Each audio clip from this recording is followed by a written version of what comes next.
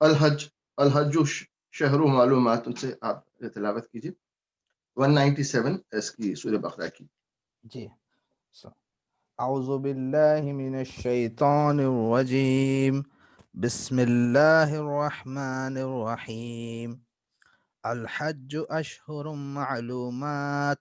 فمن فرض فیہن الحج فلا رفث ولا فسوق ولا جدال فی الحج، وما تفعلوا من خیر یعلمہ اللہ، وتزودوا فإن خیر الزاد التقوى واتقوني يا أولي الألباب. ليس عليكم جناح أن تبتغوا فضلا من ربكم، فإذا أفضتم من عرفات فاذكروا الله عند المشعر الحرام واذكروه كما هداكم وإن كنتم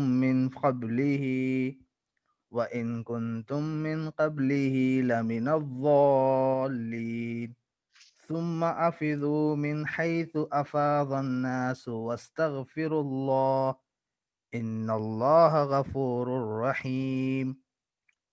فإذا قضيتم مناسككم فاذكروا الله كذكركم آباءكم أو أشد ذكرا. فمن الناس من يقول ربنا آتنا في الدنيا وما له في الآخرة من خلاق، ومنهم من يقول ربنا آتنا في الدنيا حسنة وفي الآخرة حسنة وقنا عذاب النار. أولئك لهم نصيب مما كسبوا والله سريع الحساب. واذكروا الله في أيام معدودات، فمن تعجل في يومين فلا إثم عليه، ومن تأخر فلا إثم عليه لمن اتقى. واتقوا الله واعلموا أنكم إليه تحشرون. ومن الناس من يعجبك قوله في الحياة الدنيا ويشهد الله على ما في قلبه وهو ألد الخصام. وإذا تولى سعى في الأرض ليفسد فيها ويهلك الحرث والنسل والله لا يحب الفساد. وإذا قيل له اتق الله أخذته العزة بالإثم فحسبه جهنم ولبئس المهاد. ومن الناس من يشري نفسه ابتغاء مرضات الله والله رؤوف بالعباد. يا أيها الذين آمنوا ادخلوا في السلم كافة ولا تتبعوا خطوات الشيطان إنه لكم عدو مبين. فإن زللتم من بعد ما جاءتكم البينات فاعلموا أن الله عزيز حكيم. هل ينظرون إلا أن يأتيهم الله في ظلل من الغمام والملائكة قضي الأمر وإلى الله ترجع الأمور. صدق الله العلي العظيم وصدق رسوله النبي الكريم. جزاک اللہ غنی بھائی، بہت اچھی آپ تلاوت فرمائیں، اللہ تعالیٰ آپ کو اس کا جزائے خیر دے. تو آج جو ہم جو ٹاپک یا موضوع جو ہے اس پہ ڈسکس کر رہے ہیں وہ حج ہے، حج کے مناسک ہیں، اور ہم اس کا کنٹینیوشن ہے جو ہم پچھلے اس کے اندر رکو میں بھی پڑھے تھے. تو جیسا میں پہلے بھی عرض کر چکا ہوں کہ حضور انور صلی اللہ علیہ وسلم اپنی زندگی میں صرف ایک حج فرمائے ہیں اور دوسرے ان کے عمرے تھے. تو حج جو ہے جس کو حجت الوداع بھی کہتے ہیں، تو اس کے اندر جو ہے نا بعض علماء کی حکمت یہ بھی بتائے تھے کہ جس طریقے سے میں پہلے عرض کیا تھا، ایک ریمائنڈ کر رہا ہوں کہ زمانے جہالت کے اندر بھی حج جو ہے اس میں ہوتا تھا، مخصوص ایام میں ہوتا تھا، تو ذی الحجہ میں ہوتا تھا. اور اس زمانے میں بھی یعنی کچھ روایتیں جو ہے دین ابراہیمی کی حج کی شکل میں باقی تھے. جو حضرت اسماعیل علیہ السلام اور حضرت ابراہیم علیہ السلام کعبہ تعمیر کیے تھے، اور حج کے مناسک جو ہے طے کیے تھے اللہ کے حکم سے، وہ کچھ تو باقی تھے اور کچھ جاہلانہ رسمیں اس کے اندر شامل ہو گئی تھی. سب سے پڑھ کے بت پرستی جو ہے شامل ہو گئی تھی. تو حضور صلی اللہ علیہ وسلم 8 سال ہجرت کے اندر جب فتح مکہ ہوا تو تمام جو ہے وہ تھے بت تھے توڑ دیے، اور اس کے علاوہ جو ہے نا اس کے اندر اس کی صفائی کر کے پھر اس کے بعد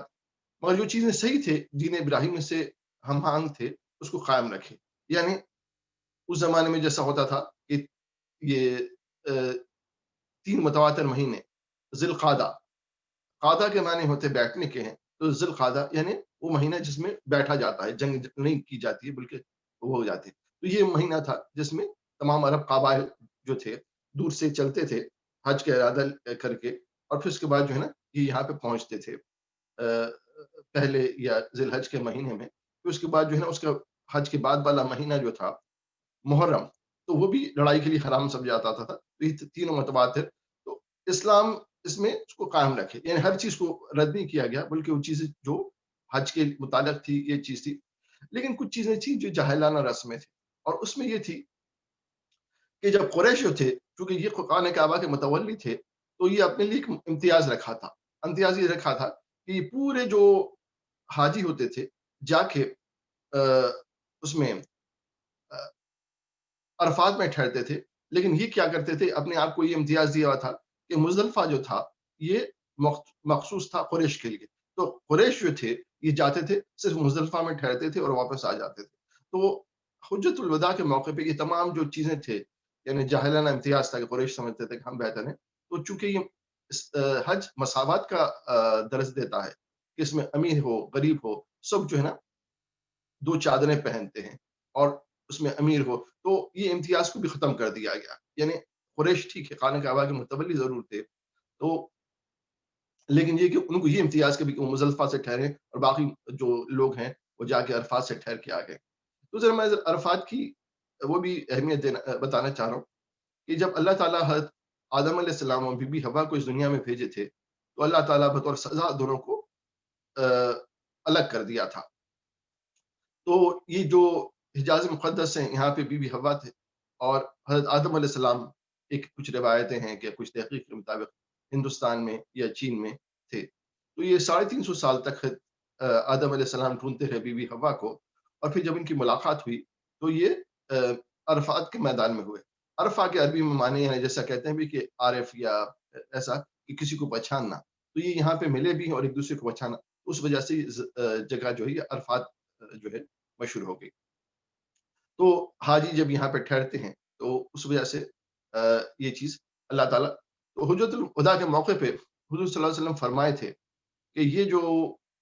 جس کو بھی مناسک حج سیکھنے ہیں مجھ سے سیکھ لیں. تو حضور صلی اللہ علیہ وسلم جو ہے آپ اس وقت فرمائے تھے کہ جو بھی جو ہے ہو سکے تم اس کو سیکھ لو جو بھی ہے. اور حضور صلی اللہ علیہ وسلم معلم بھی بنائے تھے حضرت علی کو کہ جن کو یہ حج کے احکامات سکھائے تھے.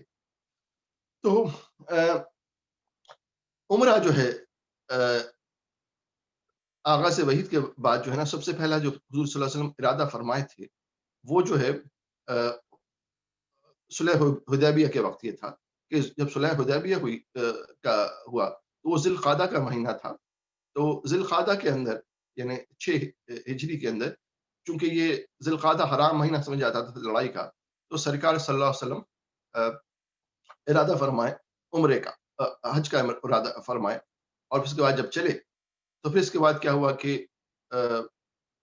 حالانکہ اس زمانے میں جو رواج تھی خانہ کعبہ کے متولی ہونے کی حیثیت سے قریش جو ہے یہ ہر ایک کو پورے قبائل عرب کو اجازت دیتے تھے کہ آئے اور اس مہینے میں لڑائے. تو یہ لوگ کیا کیے کہ اس روایت کو جس کے وہ خود بھی پابند تھے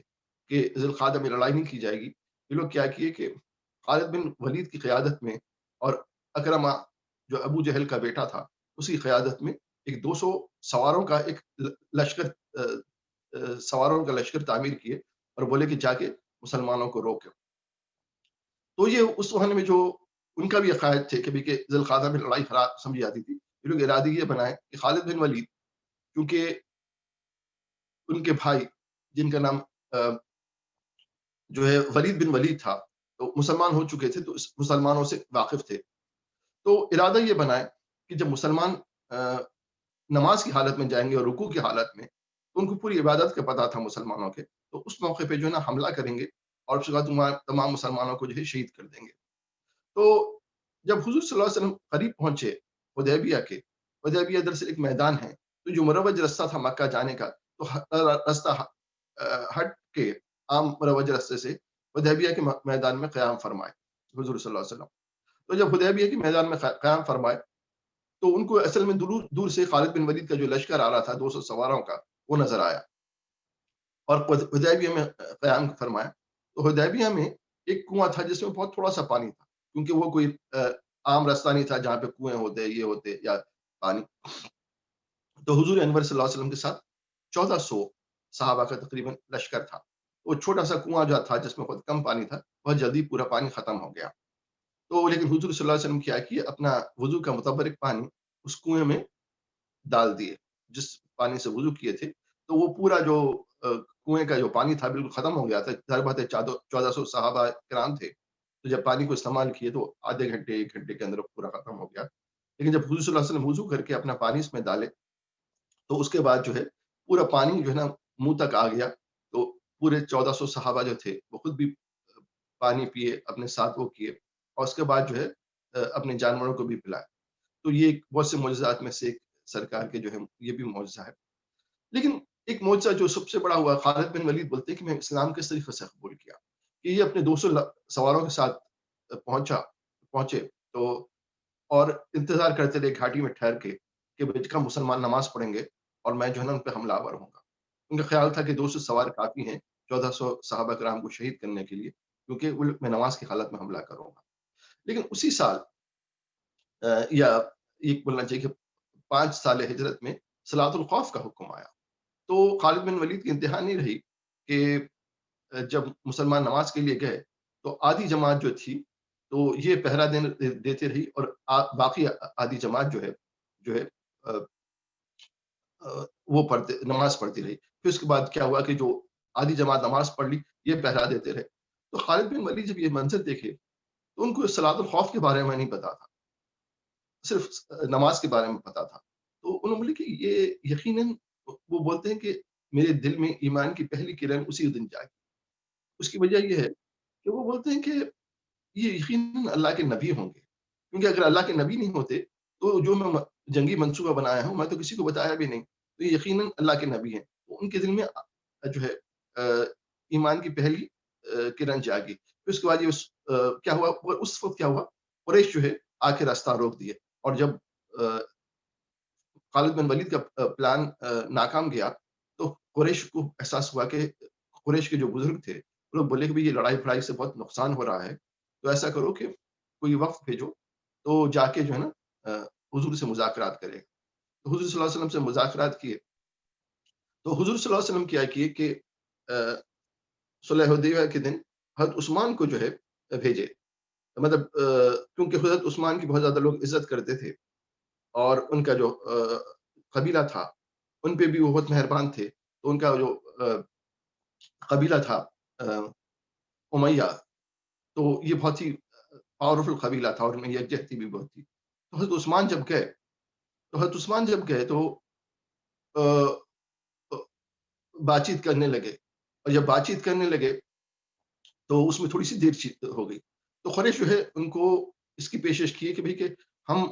مسلمانوں کو تو نہیں آنے دیں گے, لیکن کیا ہے کہ اگر آپ چاہیں تو عمرہ کر سکتے ہیں اور آپ چلی جائیے. تو حضرت عثمان قبول نہیں کیے, بولے کہ بھئی کہ جب حضور کو تم لوگ اجازت نہیں دے رہے تو میں کیوں عمرہ کروں. اور پھر اس کے بعد جو ہے یہ واپس حدیبیہ کے میدان کی طرف چلے. تو اس وقت تک کیا ہوا کہ تھوڑی سی دیر ہو گئی ان کو آنے میں, کیونکہ ایک توقع یہ تھی کہ بات چیت کر کے یہ آئیں گے. حضور صلی اللہ علیہ وسلم ایک سمپل میسج بھیجے تھے کہ یہ کہ ہم صرف عمرہ کرنے آئے ہیں, کیونکہ یہ حرام مہینہ ہے ذوالقعدہ کا لڑائی کے لیے، تو ہم صرف عمرہ کریں گے اور چلے جائیں گے یا حج کریں گے اور چلے جائیں گے۔ تو اس پہ کیا ہوا کہ حضرت عثمان کے ذریعے قریش بول دیے کہ یہ اجازت نہیں دی جائے گی۔ تو پھر اس کے بعد جب یہ حضرت عثمان کو آنے میں دیر ہو گئی تو حضور صلی اللہ علیہ وسلم جو ہے بولے بھی کہ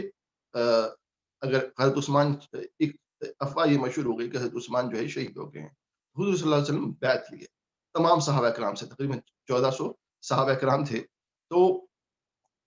ایک درخت تھا، اس کے نیچے بیٹھ کے جو ہے اس بات کی بیعت کی کہ حضور صلی اللہ علیہ وسلم کی وفاداری کے لیے، حضور کی جانثاری کے لیے۔ تو حضرت عثمان جو ہے نا دیر سے لیکن پہنچ گئے وہاں پہ۔ تو پھر اس کے بعد جو ہے قریش کا وقت بھی پہنچ گیا اور بولے کہ ہم لوگ بات چیت کرنا چاہتے ہیں۔ تو وہ لوگ بولے کہ اس سال آپ حج نہیں کر سکتے، ہاں اب اگلے سال حج کے لیے آ سکتے ہیں اور 3 دن تک رہیں گے، اور 3 دن تک رہنے کے بعد جو ہے نا آپ 3 دن کے اندر اندر چلے جائیں گے۔ تو اس کے بعد کیا ہوا کہ یہ جب بات چیت طے ہو گئی تو وہ شرائط ایسے تھے کہ اس سال عمرہ نہیں کر سکتے، اور یہ تھا کہ اس میں جو شرائط تھے وہ مسلمان جو تھے جنہوں نے ہاتھ کے اوپر بیعت کی اور جانثاری کی قسم کھائی، ان کو لگا کہ ہم اتنے آسان شرائط کیوں مان رہے ہیں ان کے، جو کہ تمام کے تمام جو ہے نا قریش کے حق میں۔ اس کے اندر جو ہے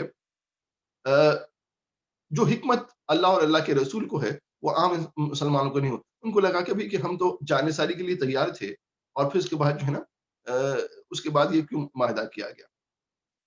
تو اس کے اندر جو ہے پھر جب ان کو روک دیا تو اس کی تفصیل تو کچھ میں بیان نہیں کر سکتا، لیکن اس میں جو معاہدہ یہ تھا کہ اگر کوئی قریش کے لوگ جو مسلمان ہوئے اور مدینہ آئے تو حضور صلی اللہ علیہ وسلم ان کو واپس کر دیں گے، اور دوسری چیز یہ کہ اگر کوئی مسلمانوں میں سے معاذ اللہ مرتد ہو کے قریش کے پاس گیا تو قریش واپس نہیں کریں گے۔ تو یہ ان کو واضح لگا کہ یہ تو مسلمان، یہ کیا بات ہوئی کہ مسلمان جو ہے اگر مسلمان ہو کے مکہ سے مدینہ آیا اس کو واپس کر دیں گے، لیکن اگر مسلمانوں سے کوئی مرتد، ایک یہ شرط تھی۔ پھر اس کے بعد جو ہے نا یہ کہ اس سال حج نہیں کریں گے۔ تو یہ پہلا واقعہ تھا کہ وہ صحابہ کرام جب جانثاری کے لیے وہ کر رہے تھے، تو جب سرکار صلی اللہ علیہ وسلم فرمائیں کہ دوسرے مناسک حج جو ہے نا حدیبیہ کے مقام میں وہ کریں، تو تھوڑا سا صحابہ کرام تعامل کیے تھے۔ تو اس پہ جو ہے حضرت ابو بکر جب دیکھے تو اس پر جو ہے نا حضرت ابو بکر کو بڑا ہی جلال آیا، اور سب کچھ جا کے مطلب سخت الفاظ میں بولے یہ اللہ کے رسول ہیں، ان کی اتباع کرو۔ پھر اس کے بعد جو ہے حدیبیہ کے بعد اس طریقے سے معاہدہ طے ہوا تھا، لیکن اللہ تعالیٰ ان کو سورہ فتح میں کہا کہ اللہ تعالیٰ نے فرمایا کہ ہم آپ کو ایک واضح کامیابی دی، اور کامیابی اس طریقے سے ہے کہ جو شرائط تھے جو لگ رہا تھا کہ مسلمانوں کے حق میں نہیں ہے، وہ بالکل مسلمانوں کے حق میں شامل ہوئے، کیونکہ ان کا جو وہ تھا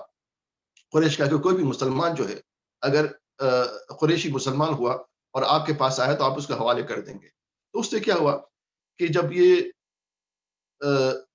امن و امان کی فضا قائم ہو گئی اور قریش کھل کے تجارت کرنے لگے،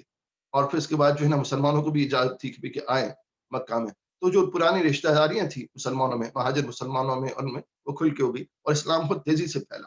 اور ان میں سے کوئی مسلمانوں سے معاذ اللہ مرتد ہوا ہی نہیں جو کہ قریش کے پاس آئے گا۔ ہاں، قریش کی جب تعداد میں سے بڑی تعداد میں لوگ مسلمان ہونے لگے تو جب مدینہ آئے تو حضور صلی اللہ علیہ وسلم فرمایا کہ میں تم کو مدینہ میں نہیں بچ سکتے۔ تو یہ مسلمان جو تھے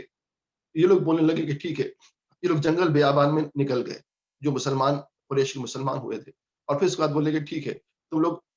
قریش کی اپنی جو روایت تھا یہ کہ جو بھی مسلمان ہو کے مکہ سے نکلتا تھا تو اس کی جو ہے نا زمین جائیداد پہ لوگ قبضہ کر لیتے تھے۔ تو جو مسلمان جو ہے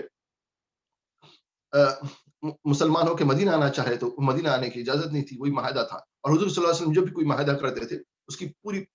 سختی سے پابندی کرتے تھے۔ جس طریقے سے ہم جنگ بدر کے موقع پہ بھی جو ہے پڑھے تھے کہ مشہور صحابی جن کا نام حذیفہ بن یمان تھا، وہ اور ان کے ساتھ ایک ساتھی تھے، تو وہ جنگ کے لیے نہیں بلکہ ویسی اپنے کسی سفر کے لیے مدینہ کی طرف آ رہے تھے۔ تو راستے میں قریش ملے، تو قریش جو ہے بولے کہ تم جو ہے بدر جانے مسلمانوں کے ساتھ جنگ لڑنے کے لیے۔ تو حضرت حذیفہ اور ان کے جو ساتھی تھے انہوں اس بات کا اعلان کیا کہ نہیں ہم تو ویسے سفر کرنے جا رہے ہیں۔ تو قریش جب ان سے پوری وعدہ لیا کہ ٹھیک ہے تم جنگ میں شامل نہیں ہوگے، تو وہ لوگ گئے اور بدر تک پہنچے اور حضور کو پورا واقعہ بتا دیا۔ کہ بھئی کہ ہم وعدہ کیے ہیں قریش سے کہ بھی ہم جنگ میں حصہ نہیں لیں گے۔ تو حضور صلی اللہ علیہ وسلم فرمایا کہ تم وعدہ کی ہیں تو ان کو ہر حالت میں وعدہ نبھانا چاہیے۔ تو حضرت حذیفہ کو ان کے جو ساتھی تھے ان کو جنگ میں شامل نہیں ہونے دیے۔ تو اسی طریقے سے حضور صلی اللہ علیہ وسلم کیا کیے کہ یہ جب صلح حدیبیہ کے بعد کوئی مسلمان ہوتا تھا ان کو بسنے نہیں دیتے تھے۔ تو وہ لوگ کیا کیے کہ بولے کہ ٹھیک ہے اگر یہ ہم مدینہ میں نہیں بس سکتے تو ہم اور ہماری جائیداد وغیرہ سب نکل گئے کہ کوئی روزگار کا، تو لوگ بولے کہ ٹھیک ہے ہم قریش کو تجارت نہیں کرنے دیں گے۔ تو وہ یہ لوگ کیا کیے کہ قریش کا جو ہے سامان تجارت روکنے لگے۔ تو اصل جو معاہدہ تھا کہ جن کا مقصد یہ تھا، قریش چاہ رہے تھے کہ ان کی تجارت جو مدینہ سے ہو کے جاتی تھی یہ دوبارہ کھل جائے۔ تو وہ لوگ بولے تو آ کے حضور صلی اللہ علیہ وسلم سے لوگ جو ہے نا خود ہی درخواست کی، جو اس وقت کے مسلمان جو ہے نہیں سمجھ سکے کہ بھی یہ معاہدہ ایسا کیسا ہے کہ بھی کہ اس میں جو بھی مسلمان ہو کے آئے گا اس کو آپ حوالے۔ تو قریش خود آئے اور جو ہے نا منت کرنے لگے حضور کی کہ جو بھی مسلمان ہوتا ہم میں سے آپ ان کو جو ہے نا مدینہ میں بسنے کی اجازت دیجیے، کیونکہ مدینہ میں رہیں گے تو ظاہر بات ہے مدینہ کے قانون کے تحت، اسلامی ریاست کے قانون کے تحت وہ جو ہے رہیں گے۔ تو خود ہی جو ہے نا جس طریقے سے اللہ تعالیٰ فرمائے کہ فتح مبین دی، ہمیں ایک واضح کامیابی دی تم کو سورہ فتح میں، تو وہی ہوا۔ اور پھر اس کے بعد کیا ہوا کہ دوسری جو معاہدے کی شرط تھی کہ اگر کوئی مسلمان مرتد ہوا تو جا کے مکہ میں نہیں بستا۔ تو اسلام کا رنگ ایسا رنگ تھا کہ جو کوئی اسلام قبول کرتا تو جو مکی کی سخت زندگی تھی جس میں جو ہے نا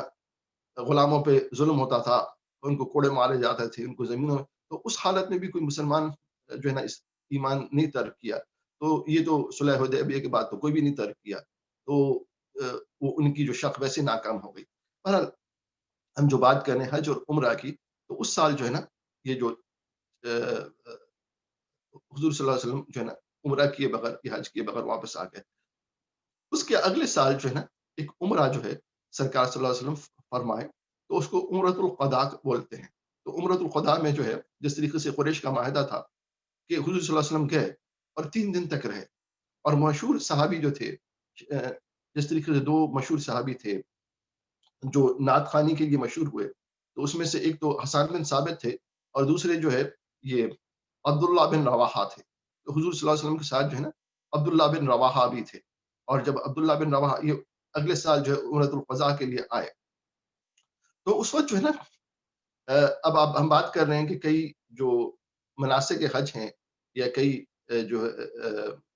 رواج اس میں ہیں، تو حضور صلی اللہ علیہ وسلم پہلی دفعہ ایک چیز شامل یہ کیے کہ جب یہ طواف کرنے لگے تو شروع کے پورا عمرۃ القضاء یعنی یہ چھٹے سال ہجرت میں ہوا کہ سرکار صلی اللہ علیہ وسلم جو ہے جب یہ طواف کرنے لگے تو شروع کے 3 طواف کے اندر حضور صلی اللہ علیہ وسلم چادر کو اس طریقے سے باندھے کہ آپ کا دایاں جو شولڈر تھا وہ اس کو برہنہ کیے، تو آپ کا دیکھ کے تمام لوگ، اور نہایت ہی جیسا ایک فوجی پریڈ کرتا ویسا شروع کے 3 طواف کے اندر بہت ہی جیسا اکڑ کے چلنا اور روب کے ساتھ چلنا وہ کیے، اس کو رمل بولتے ہیں۔ تو یہ پہلی رواج تھی رمل کی جب حضور صلی اللہ علیہ وسلم عمرۃ القضاء میں ادا فرمایا، تو یہ آج بھی شامل ہے۔ تو آپ اگر حج کریں عمرہ کریں تو 3 جو شروع کے طواف ہیں اس کے اندر جو ہے نا سیدھے یعنی عام طور پہ جو چادر آپ حج میں پہنتے ہیں اس طریقے سے ایک کو تہبند مانتے ہیں اور ایک کو اپنے شانوں پہ یا شولڈرز پہ لیتے ہیں، لیکن جب آپ طواف کرنے لگے تو ایسا کہہ کہ آڑی چادر باندھنا چاہیے جس میں آپ کا اسباب بولتے ہیں اس کو کہ اس میں آپ کا رائٹ شولڈر برہنہ ہو جائے اور آپ جو ہے نا اکڑ کے چلیں، تو یہ عمرۃ القضاء کی بات ہے۔ اس کے بعد جو ہے حجۃ الوداع پہ حضور صلی اللہ علیہ وسلم جو ہے نا معاف کیجیے گا فتح مکہ کے اوپر جو ہے نا حضور صلی اللہ علیہ وسلم ایک عمرہ فرمائے، اور اس وقت دن جو ہے نا پورے یہ 8 سال ہجرت کا واقعہ ہے، اور اس میں جو ہے نا حضور صلی اللہ علیہ وسلم تمام جو ہے نا بتوں کو توڑ دیے، اور پورا جو ہے نا اس وقت جب یہ 8 سال ہجرت میں جب فتح مکہ ہوا یہ عمرہ آپ فرمائے، اور پھر اس کے بعد کیا ہوا کہ اس وقت جو وہ تھے خانہ کعبہ کے متولی جو تھے ان کا نام عثمان بن طلحہ تھا۔ تو عثمان بن طلحہ جو تھے حضور صلی اللہ علیہ وسلم جو ہے نا جب وہ توڑ دیے گئے اور حضور صلی اللہ علیہ وسلم مطلب فتح مکہ ہو گیا تو خانہ کعبہ کی چابی دی گئی، تو حضور صلی اللہ علیہ وسلم ارشاد فرمایا کہ دوسرے دن میں خانہ کعبہ کی چابی دوں گا۔ تو اس کا جو ہے نا پورا جو صحابہ کرام 10,000 کا صحابہ کرام کا لشکر آیا تھا، اور اس کے بعد جو ہے وہ سب کی خواہش یہ تھی کہ چابی جو خانہ کعبہ کی جو ہے تولیت ان کے ہاتھ میں آئے. تو اس میں خاص طور پہ حضرت علی بہت خواہش مند تھے. تو اس پہ کیا ہوا کہ حضور صلی اللہ علیہ وسلم دوسرے دن اعلان فرمایا کہ عثمان بن طلحہ کہاں ہے. تو عثمان بن طلحہ کو بلایا گیا اور حضور صلی اللہ علیہ وسلم ان کو خانہ کعبہ کی چابی دیے. اور یہ حضور صلی اللہ علیہ وسلم جب بالکل زمانے جہالت میں جب ایک دفعہ عثمان بن طلحہ ان کو روکے تھے خانہ کعبہ کے اندر جانے سے، اور کیونکہ حضور صلی اللہ علیہ وسلم اعلان نبوت فرما چکے تھے. تو ایک دن حضور صلی اللہ علیہ وسلم، بہت پہلے کی بات ہے جب حضور صلی اللہ علیہ وسلم مکہ میں تھے، کہ میں جو ہے نا ایک دن تم یہ چابی تم کو اپنے ہاتھ سے دوں گا. تو اس دن جو ہے نا حضور صلی اللہ علیہ وسلم یہ چابی عثمان بن طلحہ کو عطا فرمائے اور فرمائے کہ یہ چابی تمہارے خاندان میں رہے گی، اور کوئی ظالم ہوگا جو تم سے یہ چابی چھین لے گا. تو عثمان بن طلحہ کے خاندان میں آج تک وہ خاندان خانہ کعبہ کی چابی چلی آ رہی ہے. بہرحال جیسا میں ذکر کیا کہ سب سے پہلے حدیبیہ کا جو سال تھا، اس سال حضور صلی اللہ علیہ وسلم جو ہے نا عمرہ نہیں فرمائے. عمرۃ القضا یعنی اگلے سال چھٹے سال ہجرت میں آپ 3 دن تک قیام فرمائے، جیسا ان کا معاہدہ تھا اور ان کا قریش کا. اور آپ جو ہے نا سب سے پہلے رمل کی جو ہے اس کی سنت شروع یہ. پھر اس کے بعد 8ویں سال ہجرت میں فتح مکہ ہوا. تو اس دن پورے بت توڑ دیے گئے اور اسلامی رواج کو رائج کر دیا گیا. لیکن بتوں کو توڑ دیا گیا، لیکن غیر مسلموں کو ممانعت نہیں تھی. تو وہ لوگ بھی اپنے حساب سے، پورے عرب کے لوگوں کو اجازت تھی کہ بھی آ کے حج کر سکے. تو وہ حج یا عمرہ کی ممانعت نہیں ہوتی. یعنی حرمت جو تھی، حرمت والا شہر اس وقت تک فتح مکہ تک بھی نہیں بنا تھا.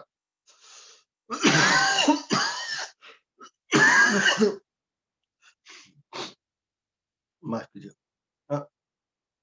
اس کے بعد جو ہے فتح مکہ کے بعد حنین کی جنگ ہوئی. تو حنین کی جب جنگ کے بعد جب سرکار صلی اللہ علیہ وسلم واپس ہو رہے تھے،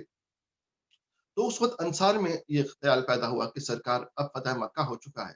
تو اب جو ہے نا سرکار جو ہے نا ان کو بڑا رنج تھا کہ بھئی کہ اب ایسا لگنے لگا کہ حضور صلی اللہ علیہ وسلم مکہ کے اندر بس جائیں گے. تو اس پہ حضور صلی اللہ علیہ وسلم فرمائے کہ انصاریوں کو تقویت دیے، اور پھر اس کے بعد فرمایا کہ بھئی کہ میں مدینہ میں ہوں گا. تو فتح مکہ کے بعد جو انصاری صحابیوں میں خوف تھا کہ بھئی یہ برکت جو حضور صلی اللہ علیہ وسلم کی خدموں کے ذریعے مدینہ میں آئی وہ ہم میں نہیں رہے گی. حضور صلی اللہ علیہ وسلم کو تسلی دیے تھے، کیونکہ حضور صلی اللہ علیہ وسلم فرمایا تھے کہ میرا جینا مرنا تمہارے ساتھ. تو مدینہ تشریف لے گئے. تو یہ فتح مکہ، اور فتح مکہ کے بعد جو ہے جنگ حنین کے بعد ایک ہی سفر میں آپ 2 عمرے فرمائے. یعنی پہلے فتح مکہ کا، پھر اس کے بعد کیا ہوا کہ 9ویں سال ہجرت کے اندر حضور انور صلی اللہ علیہ وسلم حضرت ابو بکر کو کی قیادت میں ایک وفد بھیجے مناسک حج بتا کے. اور پھر اس کے بعد جو ہے نا حج کر کے، پھر اس کے بعد جو ہے حضرت ابو بکر حضور صلی اللہ علیہ وسلم خود تشریف نہیں لے گئے. اور پھر اس کے بعد حجۃ الوداع میں حضور صلی اللہ علیہ وسلم خود حج فرمائے. تو حضور صلی اللہ علیہ وسلم کا اس طریقے سے حج صرف ایک ہی ہوا ہے، اور باقی عمرۃ القضا ہے، اور اس کے بعد جو ہے نا فتح مکہ کا عمرہ ہے، اور فتح مکہ کے بعد جنگ حنین سے واپسی میں ایک وہ تھا. تو اس طریقے سے جو ہے 3 عمرے اعلان نبوت کے بعد آپ خود فرمائیں، اور پھر اس کے بعد ایک حج. اس کے بارے میں ایک عالم دین کا یہ بھی بیان ہے کہ اس کی حکمت اللہ جانے، اللہ کا رسول جانے. لیکن ایک وجہ یہ بھی ہو سکتی ہے کہ جس طریقے سے یہ ذوالحج کا جو مہینہ آتا تھا، تو اس میں جو ہے نا جس طرح آج کل رویت ہلال کمیٹی ہے، اس طریقے سے قریش کی بھی ایک رویت ہلال کمیٹی ہوتی تھی. تو ان کو جب چاند نظر آتا تھا تو کیا کرتے تھے وہ لوگ، ایک جانور قربان کرتے تھے. اور جو ہے نا یہ ہم جو لفظ استعمال ہوا حلال، یہ اسی سے ہوا، کیونکہ جب یہ ہم بولتے ہیں کہ ہم جانور حلال کیے ہیں، تو اس کا مطلب یہی ہوتا ہے کہ بھئی ایک ہلال، یعنی جب چاند نظر آتا تھا ذوالقعدہ کا، ذوالحج کا، تو وہ لوگ جو ہے نا ایک شور کرتے تھے کہ بھئی کہ نیا چاند آ گیا، ذوالحج شروع ہو گیا، ذوالقعدہ شروع ہو گیا، اس طریقے سے، اور ایک جانور قربان کرتے تھے. تو اس وجہ سے یہ چیز، اس کے جو کئی معنی آتے ہیں کہ حلال ہلال میں اس کے معنی شور کے بھی ہوتے ہیں، کیونکہ نیا جب چاند آیا تو شور ہوتا ہے، تو اس میں جو ہے اس کے بھی معنی ہوتے ہیں. حلال مطلب یہ جو جانور کو ہم ذبح کرتے ہیں اس کو حلال کرنا بولتے ہیں، یعنی سلاٹر کرنا. اور اس کے بعد جو ہے نا یہ ہلال کے اصل معنی جو ہے چاند کے ہوتے ہیں، یعنی پہلی کا جو چاند نظر آتا ہے، تو اس کے اندر حجت الوداع کے موقع تو میں بتا رہا تھا کہ جس طریقے سے 9ویں اور 10ویں جو تاریخ ہے جس کے اندر مناسک ہیں، تو اس کے اندر جو ہے وہ جو ہے جیسے 9ویں 10ویں کے ہوتے، لیکن یہ کہ قریش کے زمانے میں یہ ہوتا تھا، لوگ بولتے تھے کہ یہ لوگ طے کرتے تھے کہ آج 13ویں ذی الحج کو جو ہے نا اس سال جو ہے حج ہوگا، یا 14ویں ذی الحج کو، یا پھر اس کے بعد بولتے تھے نہیں 8 ذی الحج کو ہوگا، تو وہ لوگ کیا کرتے تھے، اب کی جو کمیٹی تھی وہ آگے پیچھے کرتی تھی، تو نیچرلی جو چاند کی گردش تھی وہ حجت الوداع کے موقع پہ ہوئی، اور حجت الوداع کے موقع پہ جب یہ خود ہی جو ہے یہ ان کا جو کیلنڈر تھا وہ آگے پیچھے ہونے کی جگہ قدرتی طور پہ جب چونکہ یہی ہلالی جو کیلنڈر یا ہلالی جو سال ہوتا ہے وہ آ جاتا ہے 9ویں 10ویں پہ آئے، تو اس سال حضور صلی اللہ علیہ وسلم پھر حجت الوداع فرمائے، اور اس وقت جو ہے نا جب آپ حجت الوداع کا جو خطبہ ہے اس میں تقریباً 1,20,000 صحابہ کرام موجود تھے، تو اس وقت جو ہے نا سرکار صلی اللہ علیہ وسلم فرمایا کہ مجھ سے پورے مناسک حج جو ہے سیکھ لو، تو اس میں جو ہے نا یہ مولانا صاحب جو ہے نا اپنی تفسیر کے اندر پوری حج کے مناسک اس کا منظر جو ہے بیان کرنے کہ یہ کیا ہے۔ سب سے بڑی بات جو آپ فرما رہے ہیں کہ بھی ہم میقات تک پہنچتے ہیں، اور میقات کے اندر جو ہے نا وہ احرام باندھتے ہیں، اور جب یہ احرام باندھتے ہیں تو اس کے اندر کیا ہے کہ احرام ہے کیا؟ احرام دراصل اس کے کئی حکمتیں ہیں، لیکن یہ کس کی مماثلت ہے؟ احرام مماثلت ہے ایک اسلامی کفن کی، تو اسلامی کفن جو ہے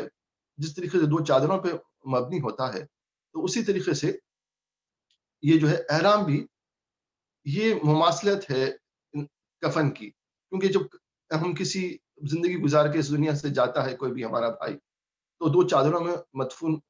کیا جاتا ہے، جس کے نہ کوئی جیب ہوتا ہے نہ کچھ ہوتا ہے، تو اسی طریقے سے یہ دراصل حج کے جتنے بھی مناسک ہیں یہ عشق کی نشاندہی کرتے ہیں، کیا جس طریقے سے ایک عاشق ہوتا ہے، ایک مجنون ہوتا ہے، تو جب عشق میں جو ہے نا دیوانے وار ایک پہاڑی سے دوسرے پہاڑی تک بھاگتا ہے 2 پہاڑیوں کے درمیان، تو یہ چیز صفا کی کیفیت میں موجود ہے کہ جس طریقے سے بی بی ہاجرہ جو ہے اپنے بیٹے کی محبت میں جب اللہ تعالیٰ کے حکم کے تحت کہ اللہ تعالیٰ نے جب حضرت ابراہیم علیہ السلام کو کہا کہ بی بی ہاجرہ کو اور اسماعیل علیہ السلام کو جا کے جو ہے نا یہ مکہ کی وادی میں چھوڑ دو، تو یہ حضرت ابراہیم علیہ السلام کا محبت تھی اللہ کے لیے کہ اپنے بیوی اور بچے کو جو ہے انہوں نے مکہ کی وادی میں چھوڑ دیا، اور حضرت بی بی ہاجرہ کی اللہ سے محبت یہ تھی کہ اعتراض نہیں کیا کہ بغیر ساز و سامان کے آپ مکہ کی وادی میں اکیلے کس کے سہارے ہمیں چھوڑیں، تو آپ جو صفا اور مروہ کے دوران 7 دفعہ چکر لگائے، تو وہ کیفیت ہے جس طریقے سے ایک عاشق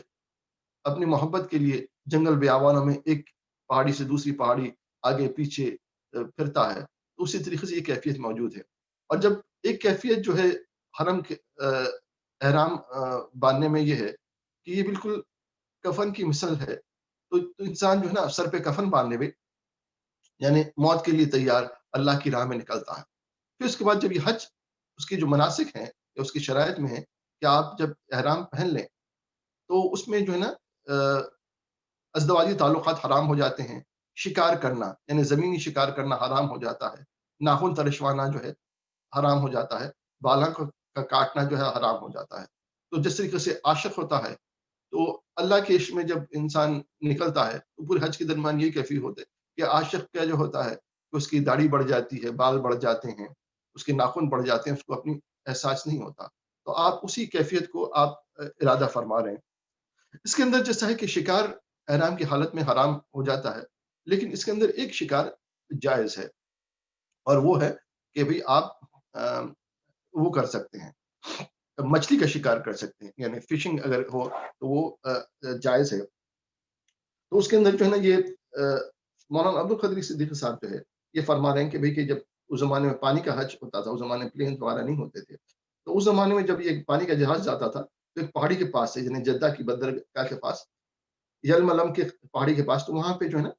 جو اس زمانے میں جو پانی کے جہاز سے حج ہوتے تھے وہ سیٹی بجائی جاتی تھی، تو اس سے مطلب یہ کہ احرام باندھ لو، احرام باندھ لیا جائے، اور اس کے بعد جو ہے نا اس کے بعد جس طریقے سے فرما رہے ہیں کہ آپ کچھ بھی نہیں کر سکتے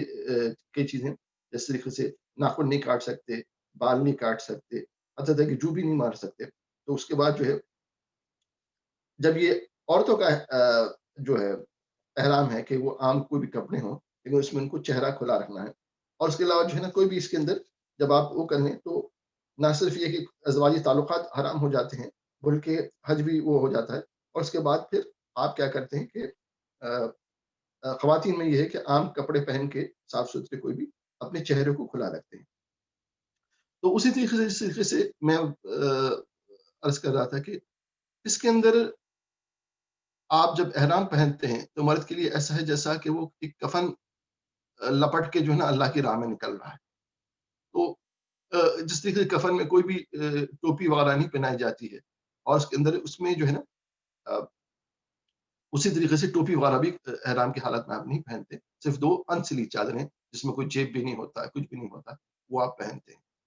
और उसके बाद जो है, आप जब इसके अंदर निकलते हैं, बरहना सर होता है, तो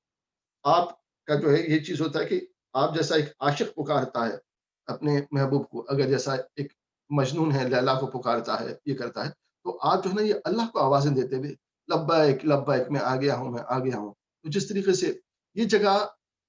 जिस तरीके से पहली मोहब्बत दुनिया में हज़रत आदम अलैहि सलाम और बीबी हवा की, उसकी भी निशानदेही करती है कि हज़रत आदम अलैहि सलाम 350 साल तक बीबी हवा को ढूँढते रहे, और इधर फिरते रहे, उधर फिरते रहे दुनिया में, हत्ता तक कि ये अरफ़ात के मैदान में हज़रत आदम अलैहिस्सलाम की और बीवी हव्वा की मुलाकात हुई। तो अ, अरफ़ा का मतलब है कि इस जगह पे एक-दूसरे से मिले और जाने, और अल्लाह, तो उसी तरीके से जो हम जो लब्बैक कहते हैं, तो जिस तरीके से ये आशिक की पुकार है, और फिर उसके बाद जब ये आशिक अपने महबूब को पुकारते हुए जाता है, उसी तरीके से आप जैसे ही जो है, अगर आप ज़मीनी रास्ते से जा रहे हैं, जैसे भी है, तो लब्बैक, लब्बैक, अल्लाहुम्मा लब्बैक, आ गया मैं, आ गया मैं, ए अल्लाह मैं आ गया। फिर उसके बाद जो है ना, यहाँ पे आके आप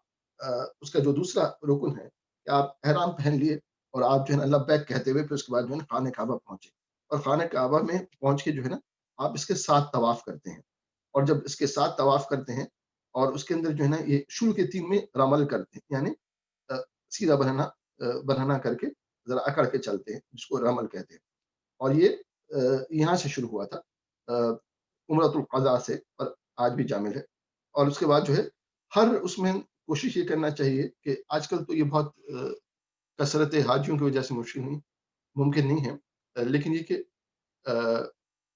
हजर अस्वद को बोसा दे देना चाहिए हर चक्कर में। अगर ये चीज़ मुमकिन नहीं है, तो इशारतन आप उसको बोसा भी ले सकते हैं, क्योंकि अगर वो चीज़ हो। फिर उसके बाद ये करने के बाद मकाम इब्राहीम के पास जो है ना 2 रकात नमाज़ पढ़ने के बाद, फिर सफ़ा मरवा के जो है ना ये 7 चक्कर लगाते हैं। तो उसके बाद जो है ना, आप 2 चीज़ें कर सकते हैं। या तो इसको एक चीज़ है, अ अ, तक़सीर तक़सीर बोलते हैं बालों को छोटा करवाना। तो बालों को तक़सीर करवा सकते हैं, या उसके अंदर जो है ना हलक़ करवा सकते हैं। हलक़ का मतलब कि पूरे बाल जो है ना उतरवाने को हलक़ बोलते हैं, और तक़सीर। तो ये 2 भी चीज़ें हैं कि आप इसको कर सकते हैं। और जो है, अगर कोई उम्रा वाला है, यानी हज के दिनों से बाहर अगर कोई वो कर रहा है, तो वो उसके बाद जो है ये अपना एहराम खोल ले सकता है। और क्योंकि वो उसके बाद या तो अपने बाल को शेव करवा लिया, हलक करवा लिया, या तकसीर वो कर लिया। फिर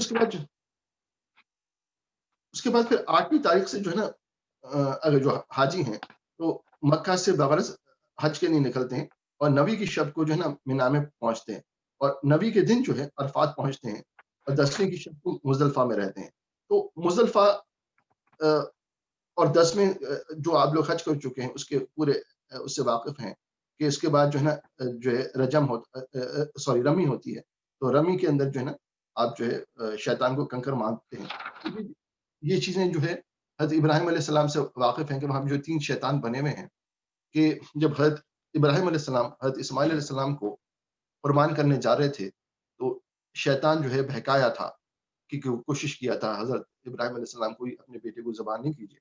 लेकिन ये कि उस वक़्त हज़रत इब्राहीम अलैहिस्सलाम 7 कंकरियाँ उठा के मार दिए थे। तो उसके बाद दूसरा शैतानियाँ थी, जो हज़रत बीबी हाजरा को बहकाने की कोशिश की थी। तीसरा जो है, वो छोटा शैतान, वो बहकाने की कोशिश किया था हज़रत इस्माइल अलैहिस्सलाम को कि तुम ज़ुबान नहीं हो। तो ये चीज़ें जो है, इसी तरीके से वो है। तो ये पूरी जो कैफियत है कि इसके अंदर जो है ना अ, आपको यही कि इधर आगे पीछे चलना और उसके बाद जो है अ, खाने उसके हजर अस्वद का बोसा लेना, ये सब जो है ना इश्क के अंदर है और हम इसकी तजदीद करते हैं। और अरफात का जो मैदान है और रोज़े हश्र के दिन हम जब जमा होंगे तो उसकी भी जो है इसके अंदर कैफियत बयान की गई। तो अब इसके अंदर कुछ और भी चीज़ें इसके अंदर हैं कि जिस तरीके से इसी के ज़रिए बताया गया कि मुज़दलिफ़ा के अंदर कि हुज्जतुल विदा तक ये था कि कुरैश जो है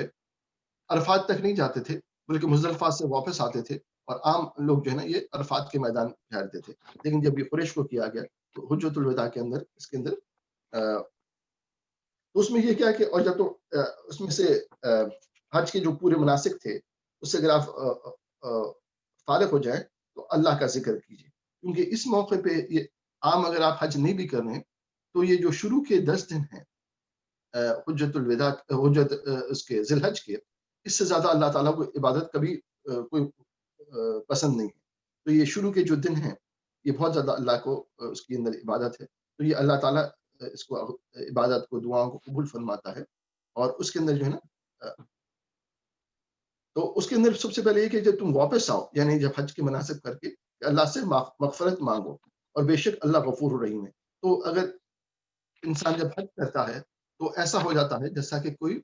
आपकी माँ के पेट से निकला हो, यानी अभी पैदा हुआ, उसके तमाम गुनाह धुल जाते हैं और फिर उसके बाद जो है ना ज़िंदगी शुरू हुई, ये पूरी जैसे जब हज़रत बीबी हव्वा और आदम अलैहिस्सलाम मिले थे, तो बिल्कुल इब्तिदाई ज़िंदगी शुरू किए थे एक तो उसमें उसी तरीके से जब इंसान एक हज कर लेता है और इन मनासिक को अदा कर लेता है, तो भी उसको एक नई ज़िंदगी मिलती है। उसकी जो पूरी जो शीट होती है, बिल्कुल साफ़ हो जाती है गुनाहों से और वो फिर दोबारा जो है एक नई ज़िंदगी, रूहानी ज़िंदगी शुरू करता है। तो ये मनासिक के बाद जो है तौबा इस्तग़फ़ार के दिन है। तो ये तो हाजियों के लिए तो ख़ास है, लेकिन हाजियों के अलावा भी अगर आप शुरू के जो 10 दिन हैं ज़िलहज के, ये जो है ना इस्तग़फ़ार के, अल्लाह से माफ़ी माँगने के हैं। तो अल्लाह ताला इन हाजियों से मकबूल हाजी जो है, उनकी बरकत से और इस मुक़द्दस महीने के सदक़े इंसान अपने पूरे गुनाह माफ़ करवा सकता है। और तुम जब ये फ़ारिग़ हो जाए, तो अल्लाह का ज़िक्र किया करो और जिस तरीके से बाप-दादा का ज़िक्र करते। तो ज़माने जहालत में क्या होता था कि उस ज़माने में ये होता था कि लोग जब जमा होते थे और जब जमा होते थे, तो अपने आबा-अजदाद के हमारे उस ज़माने में जीनियोलॉजी की बहुत ज़्यादा अहमियत थी। तो लोग कुरैश या कबाइल अरब दूसरे भी जो थे, अपना जो है ना वो रखते थे पूरी शजरा मेंटेन रखते थे और अपने आबा-अजदाद का ज़िक्र करते थे। तो आबा-अजदाद तो जो है कि ये हमारे अपने आबा-अजदाद हैं, जिस्मानी आबा-अजदाद, नस्ली आबा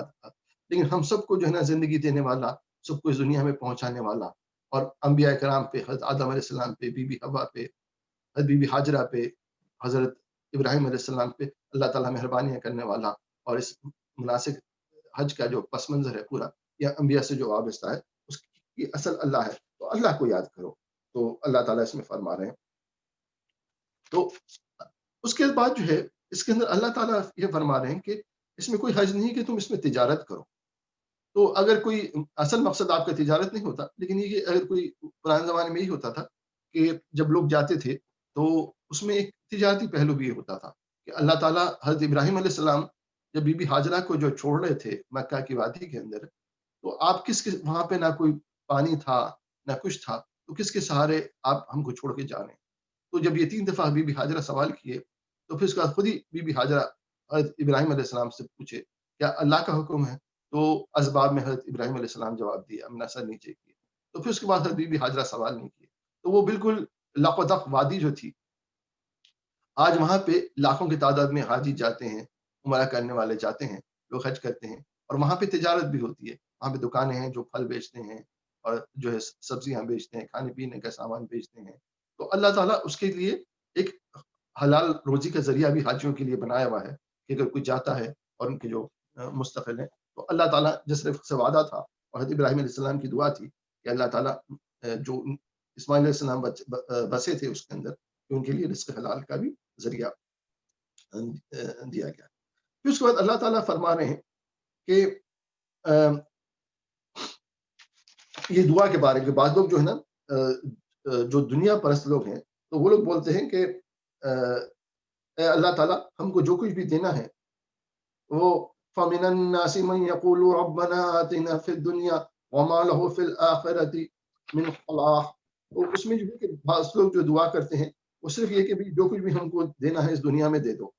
تو اللہ تعالیٰ فرمانے اس کی نفی کرتے ہیں اور پھر اس کے بعد یہ دعا سکھا رہے ہیں جو بہت سے جامع دعا ہے. ربنا آتینا فی الدنیا حسنۃ وفی الآخرۃ حسنۃ وقنا عذاب النار. اس میں یہ بہت ہی جامع دعا ہے اور یہ قرآنی دعا ہے اور مسنون دعا بھی ہے کہ حضور صلی اللہ علیہ وسلم اس دعا کو پڑھتے بھی تھے اور اپنے صحابہ کرام کو بھی تمام مسلمانوں کو سکھائے کہ یہ پوری جامع دعا یہ کہ اس میں تمام ہے کہ اللہ تعالیٰ ہم کو اس دنیا میں بھی اچھا رکھ، آخرت میں بھی اچھا رکھ اور جہنم کے عذاب سے بچائے. تو کسی کی دنیا اچھی ہو گئی، آخرت اچھی ہو گئی اور جہنم سے بچ گئے تو یہ پورا خیر تمام عافیت کا یہ خلاصہ یہی ہے کہ اور اس میں یہ چیز ہے کہ ہمارے پاس مذہب میں رہبانیت کا تصور نہیں ہے کہ بعض لوگ جو ہے نا جیسا بعض مذاہب میں ہے کہ اگر اللہ کو پانا چاہتے ہو تو دنیا کو چھوڑ دو، جنگل بیابان میں جا کے بس جاؤ اور اس کے اندر جو ہے ترک دنیا کا تصور نہیں ہے. تو جو ربنا آتینا فی الدنیا حسنۃ وفی الآخرۃ حسنۃ وقنا عذاب النار اس بات کی نشاندہی کرتا ہے کہ ہم اچھی دنیا کے اور اچھے آخرت کے طالب ہیں اور سب سے بڑھ کے کہ ہم جہنم سے اللہ تعالیٰ پناہ مانگتے ہیں کہ اللہ تعالیٰ ہم کو جہنم کے عذاب سے بچا. اور یہ چیز پوری وہ ہے کہ آپ دنیا میں بھی آپ سب سے بڑی بات کہ جب سرکار صلی اللہ علیہ وسلم تشریف لائے اور لوگوں کو اسلام سکھائے تو اس میں جو ہے نا جو صحابہ کرام کی جماعت تھی، تابعین کی جماعت تھی، ان کی آخرت تو سنور گئی کہ کہاں وہ جماعت تھی، کہاں وہ طبقہ تھا عرب کا جو بت پرست تھا اور آپس میں جنگیں لڑتا تھا. تو ان کی آخرت تو سنور گئی لیکن دنیا بھی سنور گئی کہ وہ دنیا کے فاتح عالم بنے. وہ قوم جو بت پرستی کا شکار تھی، خانہ جنگی کا شکار تھی، چاہے خاص طور پہ مدینہ میں جو ہے نا جہالت بھی تھی اور لڑائی جھگڑے اور سول وار بھی ہوتی تھی، خانہ جنگی بھی، لیکن حضور صلی اللہ علیہ وسلم کی تعلیمات کی برکت سے، حضور کی خدموں کی برکت سے وہ لوگ متحد ہو گئے اور دنیا کے فاتح بنے اور مدینہ جو ہے پوری دنیا کا مرکز بنا اور بڑے بڑے جو اس زمانے میں سلطنتیں تھیں وہ آ کے مسلمانوں کے قدموں میں گر گئے. اور اب اس کے اندر ایک ٹاپک ہے کہ وَمِنَ النَّاسِ مَن يُعْجِبُكَ قَوْلُهُ فِي الْحَيَاةِ الدُّنْيَا. اور بعض لوگ ایسے ہیں کہ اس میں جو چرب زبان لوگ ہیں یا اچھے اوریٹر ہیں تو وہ لوگ کیا کرتے ہیں کہ کس طریقے سے مینیپولیٹ کرتے ہیں. تو عرب میں اس زمانے میں ایسے لوگ موجود تھے جو اپنی شعلہ بیانی کے ذریعے، اپنی جو ہے اوریٹری کے ذریعے، اپنی شاعری کے ذریعے، کیونکہ شاعری جو ہے نا قدیم عرب کے اندر ایک بہت ہی اہم جو ہے نا وہ تھا، میڈیا تھا. اس کے ذریعے جو ہے نا شاعر کیا کرتے تھے اپنے قبیلوں کو جنگ کے لیے اکساتے تھے اور ان کو جو ہے نا یہ موٹیویشنل، جس طرح آج کل اسپیکر ہوتے ہیں اس زمانے میں موٹیویشنل جو ہے نا پوئٹس ہوتے تھے یا موٹیویشنل شاعر ہوتے تھے. تو اس میں جو ہے نا اللہ تعالیٰ فرما رہے ہیں. اور آج کل بھی آپ یہ دیکھیے کہ جو پروپیگنڈا ہے کہ پروپیگنڈا اسی طور پہ کام کرتا ہے کہ آپ ایک چیز کو بولیں اور اس کو بار بار دہرائیں، چاہے وہ کمرشل ایڈورٹائزنگ ہو کہ اس میں آپ ایک میسج کو بار بار کرتے ہیں تو اگر وہ جھوٹ بھی ہو تو لوگ اس کو سچ سمجھنے لگتے ہیں. تو اللہ تعالیٰ ایسے لوگوں کے بارے میں بیان کر رہا ہے کہ بھئی کہ جو بعض اس میں سے پولیٹیشین ہیں وغیرہ جو اپنی اوریٹری کے ذریعے، اس کے ذریعے جو ہے نا جھوٹ کو سچ ثابت کرتے ہیں اور لوگوں کو غلط راستے پہ لے کے جاتے ہیں جس کا مقصد جو ہے تباہی ہو. تو اس کے بعد جو ہے اس میں ایسے بھی لوگ ہیں اور جب اس سے کہا جاتا ہے کہ خدا سے ڈرو تو اس کی شیخی میں تو ایسے لوگ ہیں دنیا میں جو وہ ہیں. تو اللہ تعالیٰ